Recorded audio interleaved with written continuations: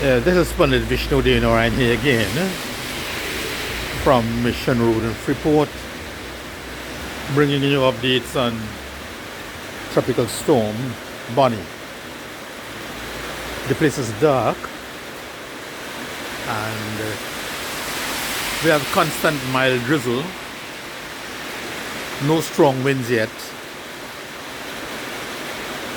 We're looking out to see what is going to happen. We're all stocked with major things for us to use just in case there's an emergency.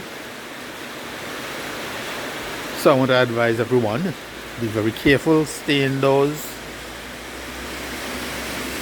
and be safe. This is Pandit Vishnu Deonarayan from Freeport.